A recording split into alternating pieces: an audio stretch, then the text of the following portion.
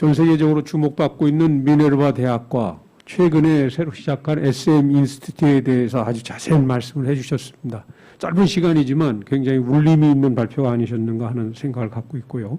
시간 관계상 바로 그 토론을 듣도록 하겠는데요. 이 토론은 이제 김수현 영산대학교 부총장님하고 신성욱 부산 카톨릭대 기획처장님이 해주시겠습니다. 먼저 그 김수현 영산대 부총장님께서 해주시기 바랍니다. 네, 대표님 정말 발표 인상 깊게 컴팩트한 발표 잘 들었습니다. 저는 이제 특강에 들으면서 크게 두 가지 관점에서 이제 거시적인 관점과 또 미시적으로 저희 현장에서 느끼는 그런 관점에서 좀 말씀을 드리고 싶습니다. 그래서 제 생각을 좀 말씀드리면서 동시에 질문을 좀 해도 될까요? 네, 두 가지 그러면 질문을 하도록 하겠습니다. 우선 이 두 학교의 어떤 공통점은 제가 봤을 때 그 파트랜스퍼라고 하는 그런 역량에 대한 설계와 그리고 창조적 파괴, 다시 말하면 수업 제공 방식을 변화시키고 수업 경험을 어떻게 변화시킬 것인가, 뭐 전공 학점에 대한 변화 이런 것들을 시도를 하셨고 저희가 그 열심히 패스트 팔로워로서 그런 것들을 코비드 19이 오기 전에 이미 제시를 하셨기 때문에 정말 하나의 교육 프레임을 제시하셨다. 제시했다. 이 대학들이, 이 학교가 그렇게 생각을 했습니다. 근데 저희가 이 학교에 주목하는 중요한 이유는 그 학습자들의 학습 능력의 효율성을 최대치로 어떻게 끌어올릴 것인가에 대한 그런 방법론, 그런 것들에 관심이 있다고 생각을 합니다. 예, 저도 역시 그것이 관심이 있고요.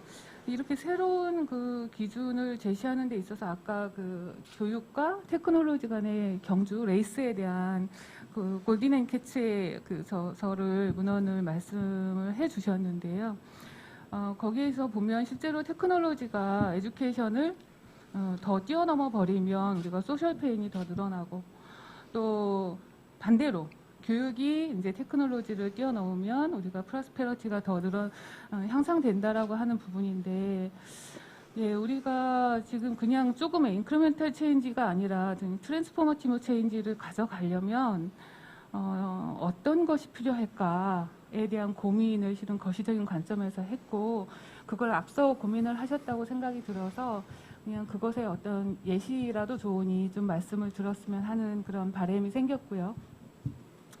예, 또 저희가 정말 패스트 팔로워로서 그동안 코비드 19 부분에서 작년 정확하게 1년 전 이 시기에 저희가 정말 대학들 모든 유초 중고들이 다 고민을 했던 것이 어떻게 하면 학생들에게 이런 그 교육을 빈틈없이 할 것인가에 대한 고민을 했던 게 생각이 납니다. 첫 번째로 저희가 고민했던 게 수업을 어떤 방식으로 할 건가, 학생들의 출석 인정 기준을 어떻게 가져갈 건가, 예, 또 이들의 그 수업 방식은 어떻게 변화를 줘야 되는가, 굉장히 학생들에게 피해가 가지 않게 애써 왔거든요. 1년을 그렇게 달려왔는데 지금 저희가 고민하는 거는 대학 기본 역량 진단을 앞두고 솔직히 말해서 이런 것들이 다 인정받을 수 있을 것인가, 이러한 부분에 대한 고민을 하지 않을 수가 없는 그런 상황입니다. 새로운 그런 방식을 제시하는 데 있어서 저희가 패스트 팔로워였던 거를 인정할 수밖에 없는 게 그 미네르바드 포럼이라는 그 플랫폼이 있듯이 SMI도 그렇고 저희도 안정적인 플랫폼을 구축하기 위해서 노력을 했거든요. 정말 모든 예산과 모든 인력을 총동원해서 다 그것을 했는데도 불구하고 지금 이제 제가 갖는 그런 생각 중에 고민 중에 하나는 이러한 것들조차, 그러니까 안정적인 플랫폼도 쓸 수 없는 그런 다른 상황이 생기게 된다면 그런 것들은 어떻게 해야 되지? 제가 그것을 고민하게 된 시점이 있습니다. 뭐냐면 학사 경고를 받은 학생들을 대상으로 저희가 이미 작년에 이미 첫 학기 1학기, 그러니까 봄학기에 계획됐던 그런 수업을 진행을 하는데 저희 우리 영산대학교 같은 경우에는 학사 경고자를 위한 프로그램이 상당히 특성화되어 있어서 정규교과, 뭐 비교과, 멘토링 이런 시스템을 다 혼합을 해서 실시를 지원을 하는데 이 아이들은 이제 원격으로 해야 되는 거예요. 원격으로 해야 되는 그런 상황에서 정말 그 학생들을 위해서 수업이 펑크가 나지 않게 하기 위해서 수많은 조교와 선생님들이 매달려서 계속 전화하고 노력하고 실제로 입학자원 아까 김석수 회장님께서 입학자원 급감에 대한 말씀하셨지만 이것과 동시에 고민되는 건 이제 우리가 바로 다음 주에 맞이하게 될 신입생들의 그 입학 자원의 특성을 보시면 바로 며칠 전에 모 거점 국립대학의 수학과에 8등급 학생이 합격했다는 것이 크게 기사화됐었습니다. 학생들의 어떤 기초학습 능력과 학습 능력이 이제는 예전과는 완전히 달라진 그런 부분인데요. 이렇게 어떻게 취약계층이라고 할까요? 예, 그래서 학습에서도 그렇고 이 학생들의 또 우리가 이 프로그램들을 지원을 하면서 느끼는 게 심리적으로 정서적으로 다면적인 지원을 해야 되는 그런 아이들이거든요. 이 아이들이 학습 능력이 부족해서라기보다도 그것을 그동안 지원받지 못한 부분. 그래서 SMI에도 분명히 이렇게 정말 대단한 학생들이 오겠지만 동기가 갑자기 떨어지거나 동기부여가 안 되는 학습자들을 위한 그런 어떤 시스템을 갖고 있는지 상당히 궁금했습니다. 우리 대학이 앞으로 이제는 이런 학습자들을 위해서 어떻게 접근해야 될 것인가. 그래서 저희 영산대학교가 지금 이 어드바이저 시스템에 대한 부분들을 이 학생들을 위한 이 어드바이저 시스템을 어떻게 가져갈 것인가에 대한 고민을 굉장히 깊이 하고 있는데 그 부분에 있어서 좀 조언을 주신다면 도움이 될 것 같습니다. 이 학생들이 실제로 출석 인정을 받게 하기 위해서 저희가 정말 저희들 표현대로 하면 엄청난 노력을 하면서 동시에 그들이 나름대로 시간 관리를 한다. 낮에는 알바하고 예를 들면 저녁에 몰아서 듣고 그러면서 나름대로 시간 관리하는 이 학생들에게 그냥 에듀테크만의 문제가 아니지 않은가라는 생각이 들었고 그 부분이 아까 원영진 우리 전 교육부 장관님 말씀하셨듯이 창의성도 습관이라고 말씀하셨는데 이 학생들에게 지속적인 동기부여 이것이 습관화될수록 이렇게 갈 수 있도록 하는 그런 어떤 방법론에 대한 고민이 있어서 이 질문을 끝으로 제 발표를 마치겠습니다. 먼저 김수현 부총장님의 질문에 답변을 좀 먼저 해주시기 바랍니다. 네, 그 말씀 주신 부분이 굉장히 넓은 분야고 제가 전문성도 없어서 다 답을 할 수 있을지 모르겠지만 생각나는 대로 말씀을 드리면 일단은 처음에 하셨던 거가 제 나름대로의 정리로는 어떻게 이런 창조적 파괴를 점차적인 변화가 아닌 이렇게 좀 할 수 있는 방법에 대한 얘기를 주셨는데 요거에 대한 얘기를 조금 드리면 일단은 미네르바나 저희가 하려는 SM 인스티튜트나 공통점이 있다면요. 이렇게 배우고 싶은 학생들과 이렇게 가르치고 싶은 선생님들을 세 판에서 모았다는 특징이 있습니다. 미네르바가 하고 있는 교육 방법은 물론 그 온라인 포럼은 얘들이 만들게 했지만 거기에 교육공학에서 검증되지 않은 과거에 없었던 걸 새로 만든 건 하나도 없고요. 이미 교육학과 교육공학과 교수님은 다 알고 있었던 거를 새로 이제 조합했을 따름인데 이게 왜 미네르바에서는 워킹하고 우리 학교에서는 안 하냐? 이거에 반대하는 교수님, 예산팀, 학생들 그냥 주입식으로 해주세요라고 주장하는 학생들 이런 게 없이 모였기 때문에 이게 돌아가기 시작한 거예요. 저희도 마찬가지입니다. 저희도 지금 학교에서 강의를 해본 적이 없는 선생님을 중심으로 SM 인스티튜트에서 모으고 있는데 왜냐하면 오래 하시면 하셨을수록 계속 본인이 하려는 방식을 고집하시기 때문에 차라리 모르는 분이 낫다고 그래서 경험 없는 분을 모으고 있어요. 그래서 이게 이제 그 세 판 짜는 거에 유리함을 좀 말씀을 드리는 건데 이게 기존 학교에서는 이게 어렵죠. 그래서 저는 생각에는 특공대가 좀 만들어져야 될 것 같고 범학교적으로 그 특공대에서 학생도 그렇고 교수님도 모여서 베스트 프랙티스를 만들어서 그 결과를 보여주면 자연스럽게 다른 과나 다른 교수님이나 학생들한테도 저렇게 했더니 뭐 3학년 때 창업을 해서 40억 투자를 받았고 어떤 애는 대학원 수준의 논문을 썼고 뭐 이런 결과들이 나오기 시작해서 이렇게 마음을 녹이면서 가야지 이게 뭐 저희가 일반 회사나 그 군대도 아닌데 이렇게 바뀔 수는 없는 것 같아요. 그래서 베스트 프랙티스를 어떻게 만드는 거냐. 여기 또 교육부 규제도 많으니까 규제를 피해서 어떻게 만드냐 이 부분에 대한 거가 이제 이거를 빨리 단기간에 성공시키고 이제 점차 이렇게 확산하는 방식이 현재 우리나라 학교에서 가지고 있는 해결책이 아닐까라고 좀 생각이 들고요. 또 하나는 외국으로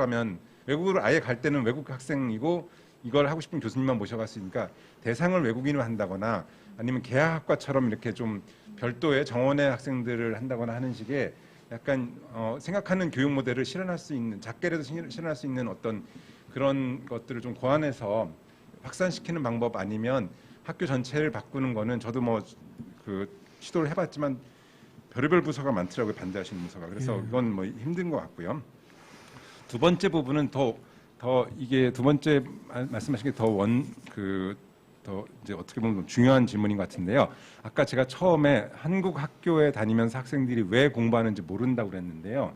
저희 SM 인스티튜트를 예를 들면 저희는 학생이 오자마자 첫 한 달은 온보딩 프로세스라고 그래서 아무런 수업이 일어나지 않는 기간을 둘 겁니다. 그 기간에는 자아 찾기, 꿈 찾기, 그리고 동료 알기 뭐 이런 식의 자기 주도적인 학습을 위한 기본 그 역량 확보나 왜 내가 그 가수가 되고 싶은 건지 내가 왜 게이머가 되고 싶은지를 그전에는 뭐 유명해지고 싶어서 뭐 여자친구 사귀고 싶어서 뭐 돈 벌고 싶어서 이런 목표였다면 내면에서 찾는 그런 과정을 해서 동기부여를 확실히 하게 시키려고 하는데 사실은 지금 교육에 필요한 자원들은 세상에 너무 많이 널려 있어서요. 제가 이제 원래 대성학원 쪽 사장도 했고 종락원 쪽 사장도 했는데 사교육비 막 몇 억씩 들여서 키운 애들도 있지만 아직도 시골에서 EBS만 보고 그 공부 하나도 못 하다가 갑자기 1년 동안 EBS랑 유튜브 보고 공부해서 수능 만점 받는 애가 나오거든요. SM이 1년에 50만 명의 오디션을 봅니다. 그중에 4-5명이 뽑히는 거예요.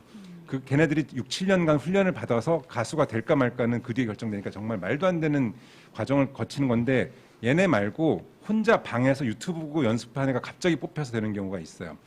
이건 뭐냐면 지금 교육에 필요한 자원들은 널려 있어서 동기부여가 돼 있으면 공부를 하는 거고 학교에서 아무리 많은 걸 대줘도 그 개인적인 동기부여가 내가 공부를 왜 하는 거고 뭐 이게 왜 필요한지 모르는 상황이면 안 되기 때문에 더 이제 코비드보다 더 어려운 상황이나 지금 여러 가지 상황에 있는 아이들을 그 공부를 시키려고 그러면 그 문제 해결을 학교나 학생 밖에서 하실 게 아니라 학생 자체를 어떻게 바꿔주는 과정을 가져갈까를 좀 생각해 보면 그 이후로는 학교가 아무것도 안 해도 알아서 자기가 찾아서 공부하고 교수님 찾아와서 연구하고 할 것 같아서 이 부분은 저희가 이제 학생 중심으로 옮겨가는 게 해결책이 되지 않을까라고 생각을 하고요. 하나 예를 들면 저희가 아까 그 e스포츠 하는 선수들도 제가 수업을 한다고 했는데 진짜 프로 선수입니다. 현재 e스포츠 선수들은 대부분이 중졸이에요. 그 고등학교를 안 갔는데 저희가 이제 이 학생들이 수업을 듣고 싶다고 그래서 저희 쪽에 왔는데 저희는 이제 뭐 고등학생이니까 중학교 수학 정도부터 시작해서 가르치면 되겠다라고 생각했는데 저희가 미국 영어 수업이니까 근데 놀랍게도 그 알파벳을 끝까지 못 쓰는 거예요. 영어 실력이. 그 물론 타이핑을 하니까 그 타이핑을 하면 치는데 글로 쓰니까 못 쓰더라고요. 이런 수준의 영어로 좀 파닉스도 잘 모르는 수준의 애들이었는데 지금 6개월이 지난 지금 애들이 미국 수학 수업을 듣고 있습니다.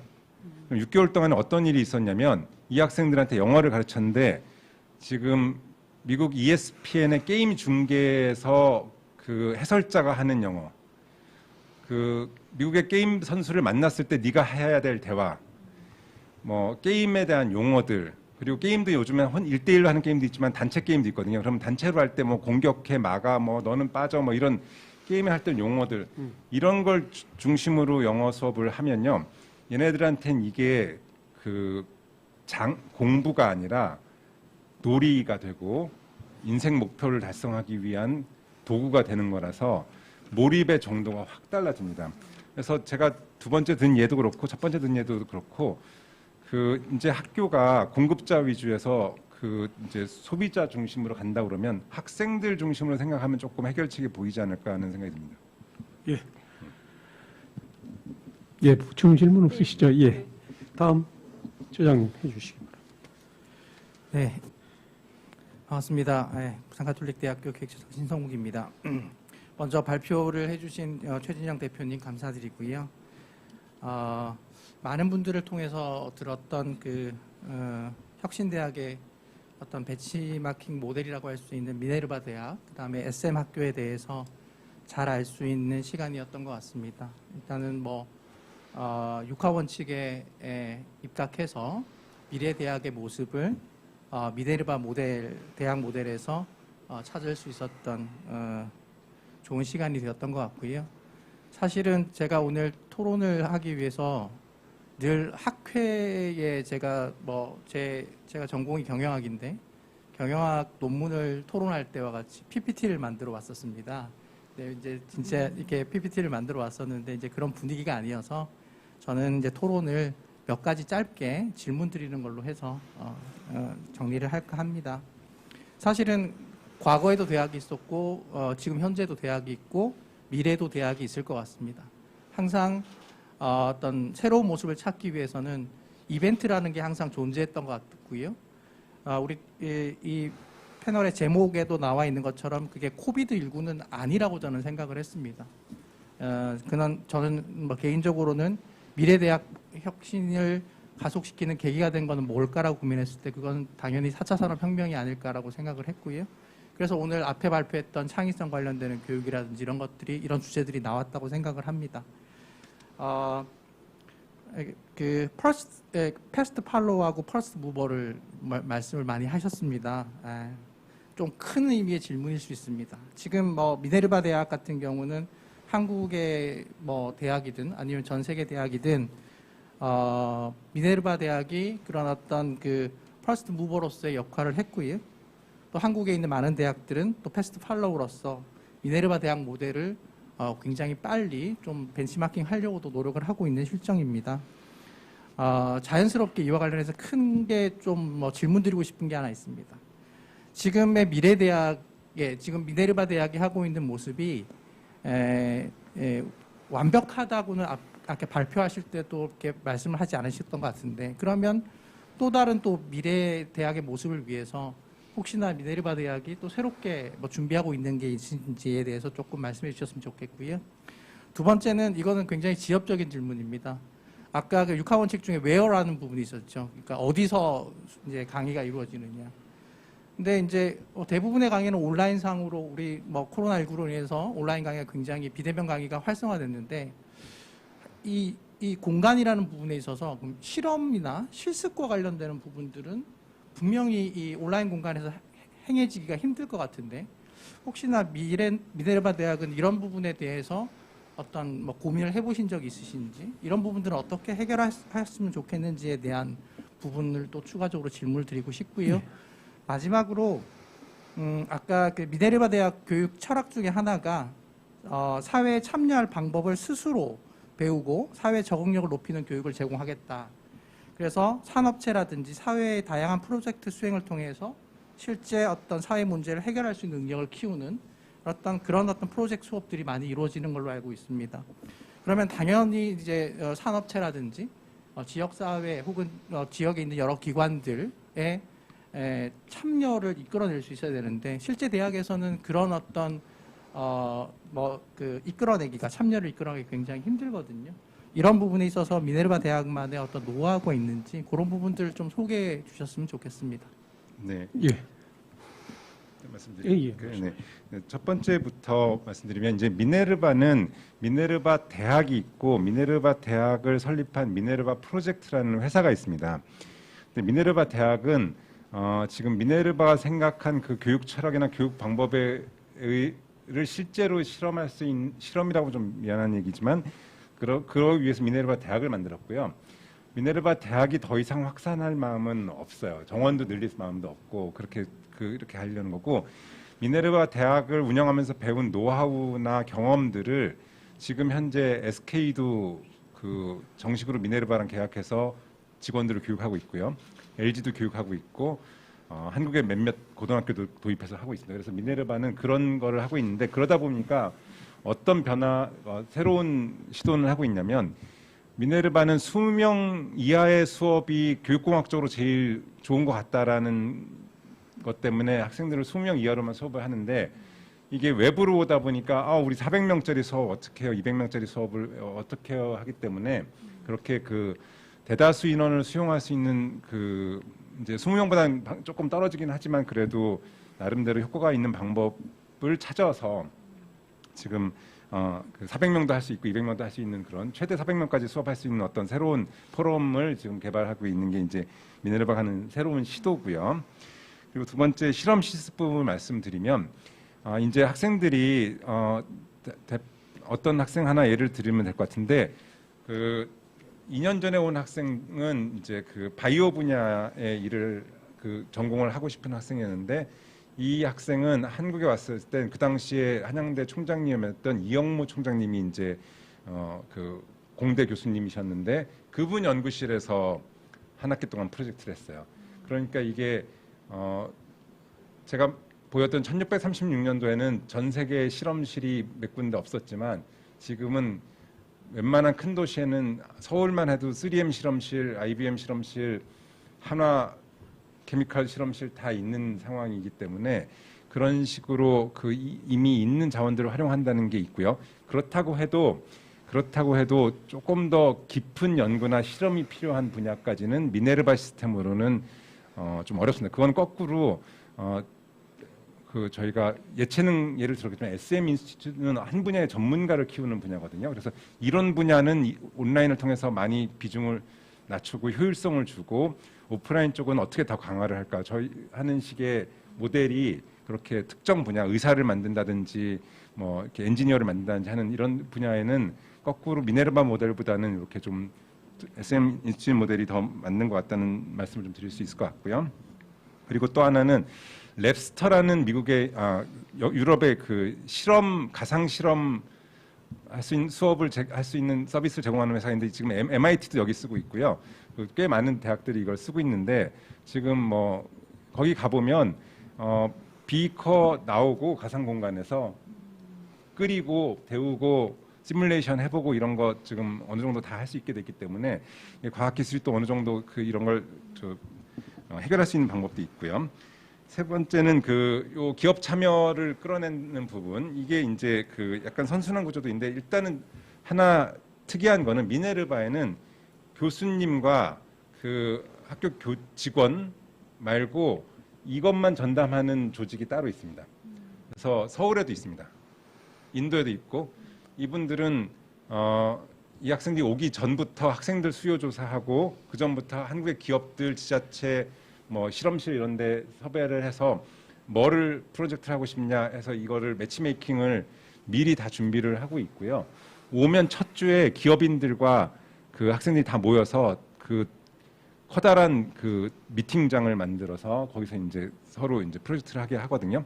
근데 이게 매년 잘 되는 이유는 첫 해는 고생을 했는데 미네르바 학생들이 아까 1학년 때 굉장히 수많은 역량을 배우잖아요.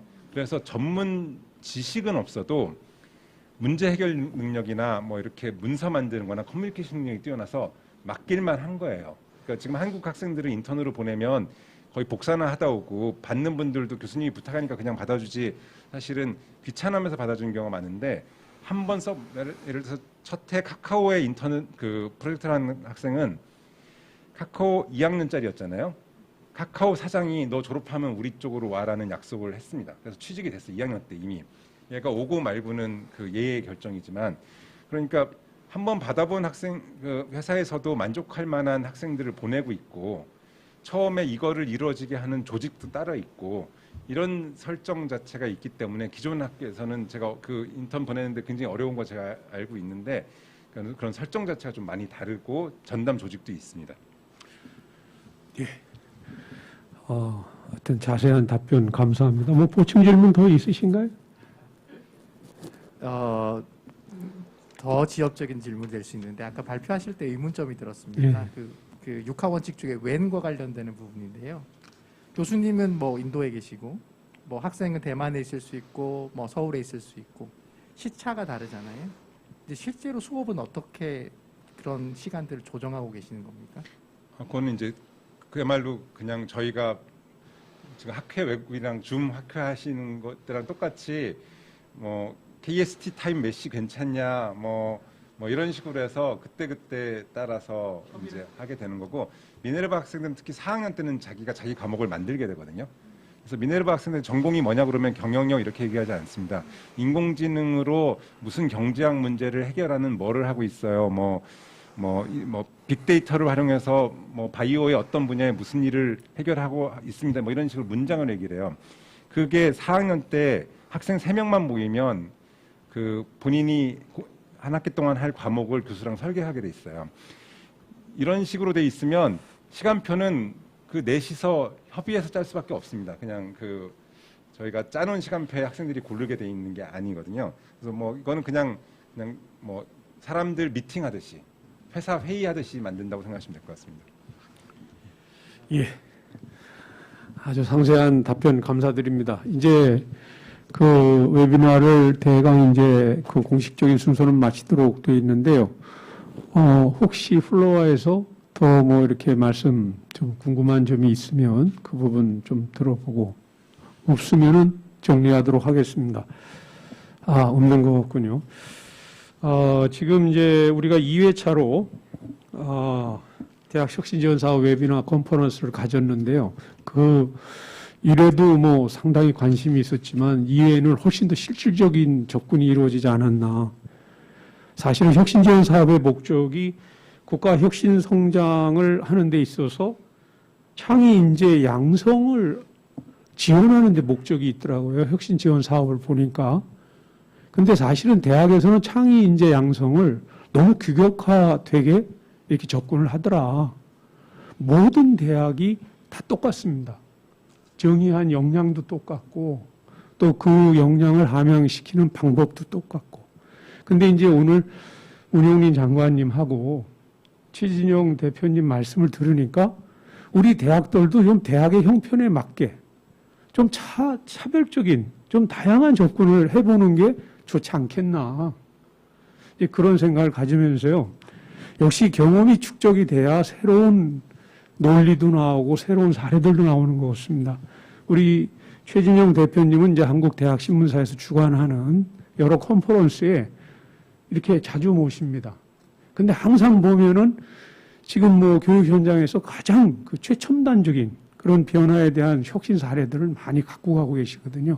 그런 측면에서 오늘 최진영 대표님이 그동안 경험하신 그 여러 가지 또 이룩하신 그런 사례들을 잘 발표해 주신 것에 대해서 감사의 의미로 박수 한번 이렇게 부탁드립니다. 그러면 지금 그 2회차 그 혁신 지원 사업 웨비나 컨퍼런스를 모두 마치도록 하겠습니다. 수고하셨습니다. 감사합니다.